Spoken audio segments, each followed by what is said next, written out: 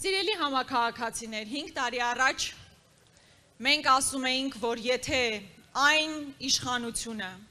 որ պատերազմ է բերել, պատերազմ է պարտվել, չի կարող ոչ խաղաղություն ապահովել, ոչ անվտանգություն ապահովել։ Եվ ցավոք մենք իրավացի ենք դա ասելով։ Եվ մենք տեսանք, որ վերընտրվելուց հետո 21 թվականից մինչև հիմա մի բան է լավ արել այս իշխանությունը, հանձնել է, եթե աշխարհում մրցույթ լիներ հանձնելու, այս իշխանությունը վստահաբար առաջին տեղը կգրավեր։ 21 թվականից հետո ամբողջությամբ հանձնել է Արցախը, հանձնել է Գորիս-Կապան ճանապարհը, մեր մինչ համայնքային Կապան ճակատային ճանապարհը։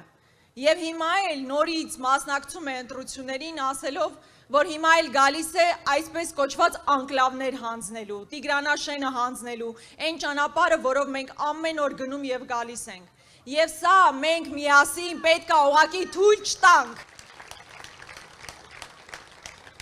Մի բան, եթե ընդհանրապես պետք է հանձնվի,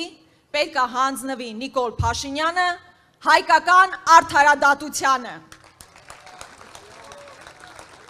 Որովհետև անհնար է հազարամյակներով բնակեցված հայրենիք կորցնել, հանձնել, հազարավոր տղաների կյանքը դնել զոհասեղանին եւ դրա համար որևէ պատասխանատվության չենթարկվել։ Եվ մեր քաղաքական ուժը եւ հատկապես մեր քաղաքական ուժի առաջնորդը շատ հստակ է դիրքորոշումը